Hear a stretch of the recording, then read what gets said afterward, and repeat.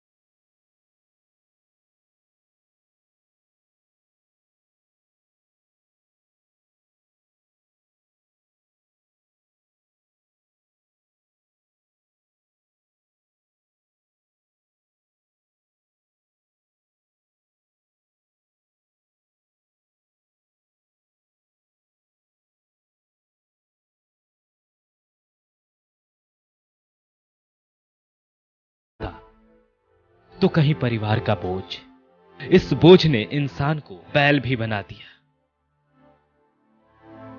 कहीं लाचार की तो कहीं बेचार की। ये तीनों तस्वीरें देख रहे हैं ना आप, ये सिर्फ तस्वीरें ही नहीं बल्कि आईना है उस सिस्टम का जो गरीबों मजदूरों का मसीहा होने का दम भरता है। यह आईना है उस व्यवस्था का जो जन जन तक तमाम सुविधाएं पहुंचाने का दावा करता है। यह आईना है हुक्मरानों के उस सोच का जो कहता है कि उसकी व्यवस्था से समाज के हर तबके के लोगों को फायदा पहुंच रहा है। मगर कैसा फायदा? अगर किसी तरह का कोई फायदा इन्हें मिल रहा होता तो शायद आपके सामने इस तरह की कोई तस्वीर न होती। आखिर ये करे तो क्या करें? मजदूर है ना, इसीलिए मजबूर है। धन नहीं मिला तो बैलगाड़ी से ही चल पड़े। मगर दुर्भाग्य देखिए कि बैलगाड़ी के लिए इनके पास सिर्फ एक ही बैल बचे थे। ऐसे में एक तरफ इंसान खुद बैल बन गए और बैलगाड़ी को खींचते हुए अपने गांव की तरफ चल दिए। घर जाने की जल्दी में इस परिवार के 3 लोग बारी बारी से गाड़ी को खींच रहे थे और प्रशासन दूर दूर तक दिखाई नहीं दे रहा था। एक ही बैल है क्या? एक ही बेल है। तो कहाँ से निकले हो? मैं मऊ से आया हूँ। मऊ से? कहाँ जाना है तुमको? मैं ये गाँव इधर गाँव कदम में जा रहा तो पैदल चले जाते, बेल लेकर क्यों जा रहे हो? यार अब क्या करे, इसको भी साथ में ले जाना पड़ता है, बाइक को बिठाना पड़ता है। ये कौन है तुम्हारे साथ में लोग? ये भाई, ये और ये महिला?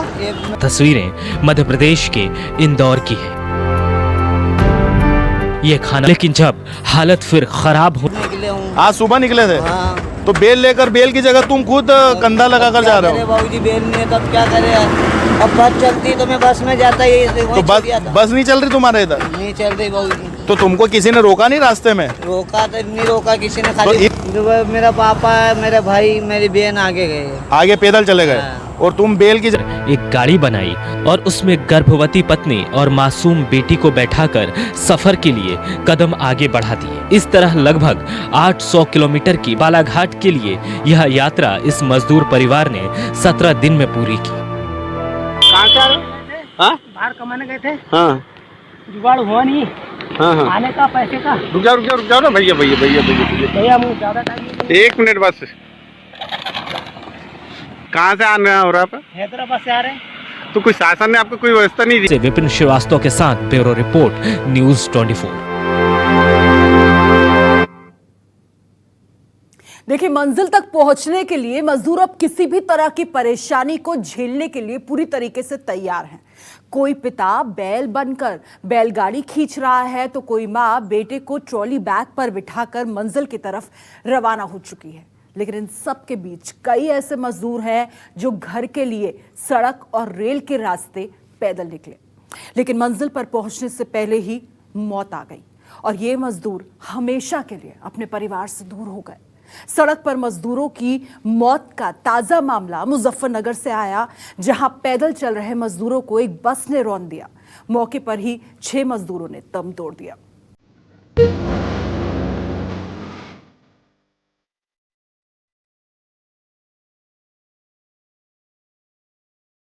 पटरी पर मौत की दर्दनाक तस्वीर अभी दिलो दिमाग से दूर भी नहीं गई होगी कि एक और दिल दहला देने वाली तस्वीर सामने आई।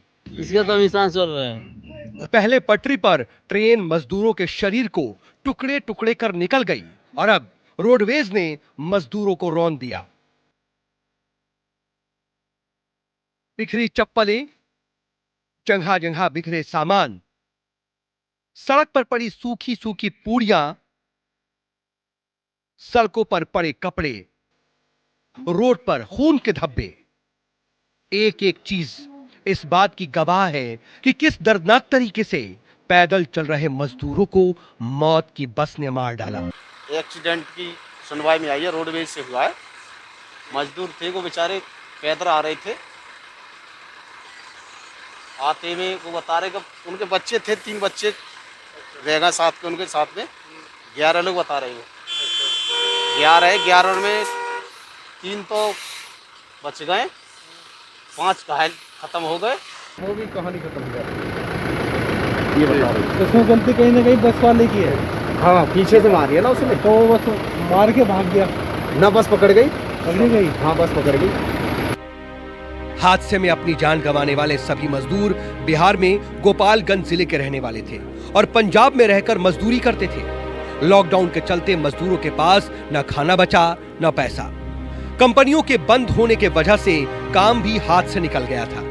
ऐसे में कुछ दिनों तक तो मजदूरों ने किसी तरह से गुजारा किया, लेकिन खाने के लिए कुछ भी नहीं बचा तो मजदूर पंजाब से बिहार के लिए सैकड़ों किलोमीटर पैदल ही अपने घरों की ओर निकल पड़े और रास्ते में इस दर्दनाक हादसे का शिकार हो गए। बेबस और लाचार मजदूरों की यह मौत मुजफ्फरनगर के धलौली चेक पोस्ट के आगे रोहाना टोल प्लाजा के पास हुई। पुलिस ने हादसे में 6 मजदूरों की मौत की तस्दीक की है और उनकी लाशों की शिनाख्त भी हो चुकी है। देर रात हुई इस वारदात के बाद से इंतजामिया में हड़कंप मचा हुआ है, क्योंकि बार बार सरकार की तरफ से यह कहा जा रहा है कि सड़कों पर निकले मजदूरों के सुरक्षित मंजिल पर पहुंचाया जाए, उनकी सुरक्षा का पूरा इंतजाम किया जाए। हालांकि पुलिस ने हादसे के बाद बस और ड्राइवर को पकड़ लिया है, लेकिन इससे होगा क्या? क्या मजदूरों की जिंदगी वापस आ पाएगी? कई सवाल हैं जो पलायन कर रहे मजदूरों की सुरक्षा को लेकर खड़े हो रहे हैं। कुछ दिन पहले ही औरंगाबाद में 16 मजदूर थक हार कर पटरी पर सो गए थे, जिनके ऊपर से पूरी की पूरी मौत की मालगाड़ी गुजर गई थी। इस दर्दनाक हादसे में 16 मजदूरों की मौत हुई थी, जिससे पूरा देश हिल गया था। वहीं पिछले हफ्ते मध्य प्रदेश के नरसिंहपुर में भी ट्रक पलटने की वजह से 5 मजदूरों की मौत हुई थी। हादसे में 11 मजदूर जख्मी हुए थे। कानपुर और गोरखपुर में भी सड़क हादसे में 2-2 मजदूरों की मौत हो चुकी है। बता दें कि लाखों मजदूर सड़कों पर हैं, जो अपने अपने घरों की तरफ पैदल या फिर साइकिल से जा रहे हैं। ऐसे मजदूर कई बार भूख प्यास से मर जा रहे हैं तो कई बार हादसे का शिकार हो जा रहे हैं, लेकिन मजबूरी ऐसी कि मजदूरों का पलायन रुक नहीं रहा। Bureau report, news 24। मजदूरों की दर्द और उनकी बेबसी की कहानी जो है वो इतनी भर नहीं है। इन दिनों सड़क पर गाड़ियां नहीं बल्कि मजदूरों का दर्द ही रफ्तार भर रहा है। देश का कोई ऐसा हिस्सा नहीं है जहां इस वक्त सड़कों पर मजदूरों की बेबसी और लाचारी नजर न आ रही हो। देखिए, जम्मू और चंडीगढ़ में किस कदर मजदूरों पर आफत आन पड़ी है।